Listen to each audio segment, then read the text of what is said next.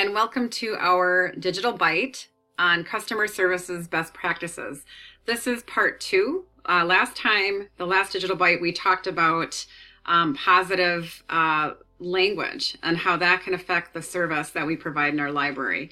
What we're going to talk about this week, we're going to talk more about body language and what we do with our hands, with our eyes, how we stand, and what we do with our face. How does that play a role in how our customers view us? So let's get into some of that content. So last time I asked you, what does great customer service mean to you? I showed you a long definition that I really liked, and I challenged you to personalize it a little bit. And I wanted you to think of something that would stay at the forefront of your mind, so that whenever you're at the library, whenever you're at work, whenever you're working with people, those, whatever it is, those things, and I challenged you to have them be 10 words or fewer, be at the forefront of your mind. So what does it mean to you? Is that something you thought about? Is that something you have thought about? I'm going to share mine. I didn't last week, but I'm going to share mine this week. And it's great service to me means three things: exceeding expectations, being timely, and treating people with kindness. And that's 9 words in case you're counting. And I try to do these three things with every customer service interaction, whether I'm working with a WVLS colleague, whether I'm working with you as a member librarian, whether I'm talking to a vendor or another employee at another library system. You know, I want to try to exceed your expectations of me. I want to do things on time, and I always want to try to treat people with kindness. And when I remember these things, or when I keep these at the forefront of my mind, I feel like they're sort of constantly playing, and they help me remember what I want to accomplish every time I'm working, with somebody. So those are mine. I hope you have been able to determine what service means to you. Maybe that's something you determine as a team for your library. Maybe it's something individual.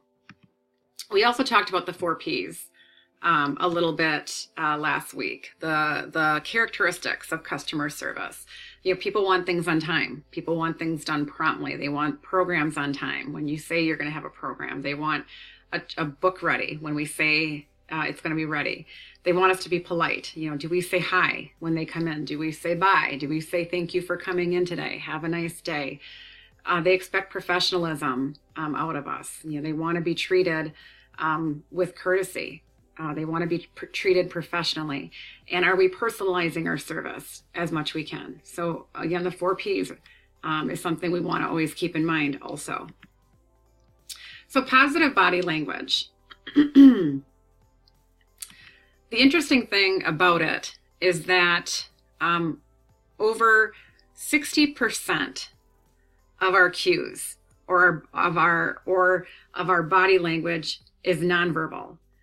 So if we're in the library doing something, or at the service desk, or checking out books, and somebody approaches us, they can tell usually right away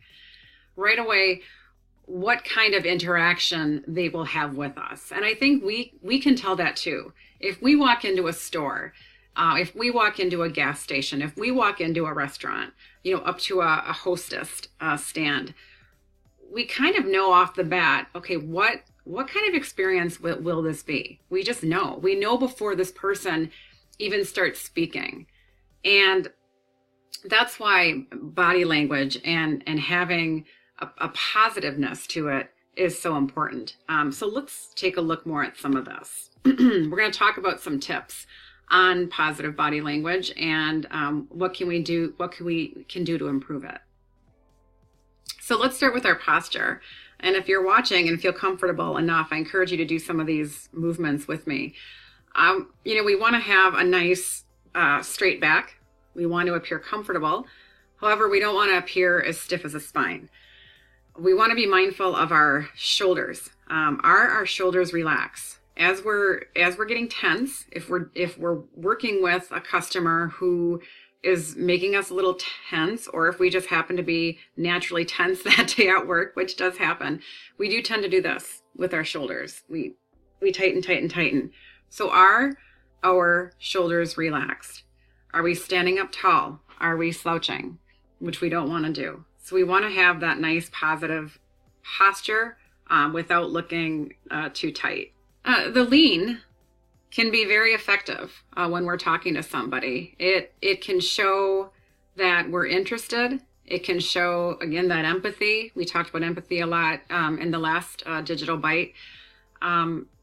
Doing that little lean. So we want to make sure that we have enough distance. We want to make sure we have a comfortable amount of space. In general, a comfortable amount of space between you and somebody else, a stranger, if you will, is about the distance from your shoulder to the end of your hand.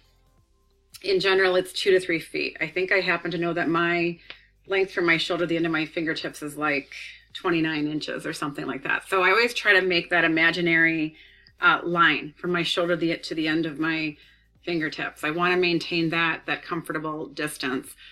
And there's nothing wrong with, okay, so did I get that correctly? See how that little lean can show we care, can show interest. Now, what about our arms? I think most of us know that doing this,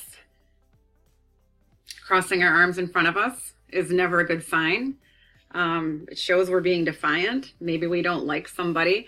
We might be cold. And if I'm at a meeting or a conference and I happen to be cold and I'm standing like this, I will tell people I'm actually cold. I don't think there's anything wrong with that. We also, going with the posture, we don't want to stand with our arms stiff. We also don't want to stand with our hand on our hip. Great for a photo on Facebook. Makes us look a little slimmer. When we're talking to someone, we don't want to do the hand on the hip. The best pose is just to have the arms clasped comfortably in front of us and just hanging loosely. And sometimes that can be hard to develop, and I encourage you to practice that if it feels unnatural. It's definitely okay to use our hands when we're talking with someone because we can use them for emphasis. And we want to make sure that we're also not going crazy. We don't want to be doing a hand dance party because this will show that we're nervous and we really don't know what to say or what to do. So definitely using our hands to show emphasis, it's a very open, positive gesture is a good thing. We want to be mindful of turning and facing. And this was something I had to work on in a former position. I had a tendency to keep typing. Let's say my computer's in front of me and my door is over here. I had a tendency to type. I'd be working. Someone would be at my door and I would do this. And I had to force myself and remind myself to stop what I was doing, turn and face that person.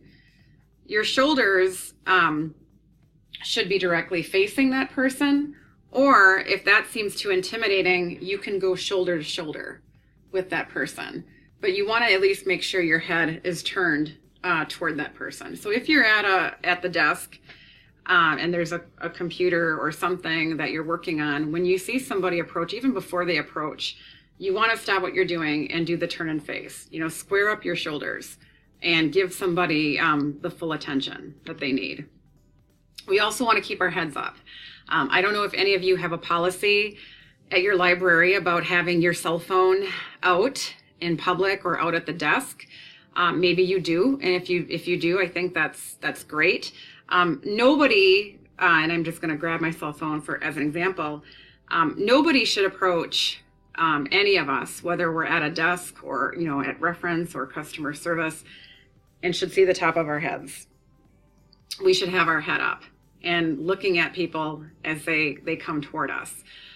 The only reason they should see the top of our heads is if we're picking up something off the ground. So we want to keep the head up at all times. It's difficult to look people in the eye sometimes. And it can really personalize our service. If you have trouble looking people in the eye, if that really is something you need to work on, look right between the eyebrow, or just above the eyebrow, but right between the eyebrows on the top of the nose is a good place to look if you have trouble making direct eye contact. Taking notes on a situation, or if someone has a question, can also have a positive perception. You want to be careful with this though, especially if you're dealing with a customer who's a little hostile or upset. In that case, you might want to say to the person, Frank is, I hear your frustration. I want to make sure that I'm getting your information down accurately. Is it okay if I take some notes about this? Is it okay if I write this down? Because the note taking also shows that you care about the situation. It shows that you're showing empathy. So there is nothing wrong with doing that, and a lot of people really encourage it. So we talked about some positive body language. What are some things that we want to avoid? Well, some of them include tapping. So we want to make sure we're not tapping using a pencil, that we're not fidgeting, we're not touching our face, which can be seen as lying a lot of times. That also includes playing with our hair, twirling our hair, touching a hair, twirling it. We want to make sure we're not doing that. Checking the time on the wall, checking the time on our phone. Maybe it is our time to take a break. And we don't want to rush somebody though when we're talking to someone in the library. If we're sitting down in a meeting or having a meeting with a customer or working with someone, we don't want to lean way back in our chair because that can come across as not caring. However, we also don't want to sit on the edge because that looks very intense. So we need to find that comfortable medium, sitting comfortably with our back away from the chair, shoulders down, with that nice straight posture and being relaxed. So let's touch on facial expressions really quickly and why they're so important.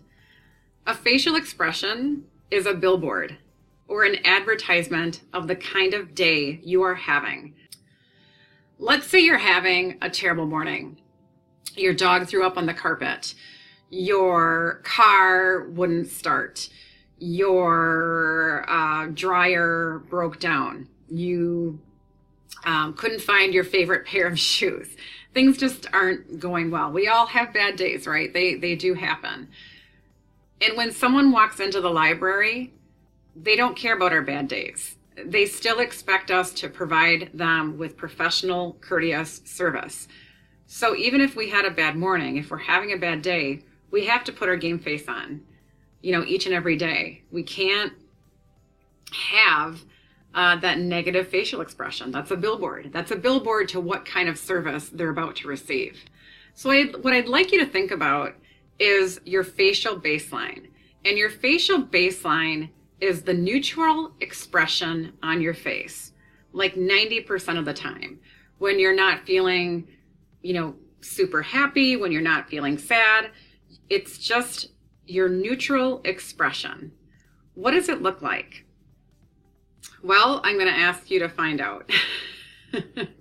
So I'm giving you permission, either right now or when you're done watching this recording, to take a selfie of yourself.